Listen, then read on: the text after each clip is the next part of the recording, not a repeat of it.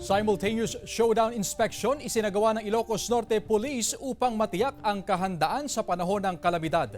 Narito ang report. Nagsagawa ng pagsasanay at evaluation ng mga pulis ng Ilocos Norte Police Provincial Office para matiyak ang kanilang kahandaan para sa pagdating ng mga kalamidad at sakuna. Bahagi ito ng simultaneous showdown inspection sa disaster response equipment capabilities.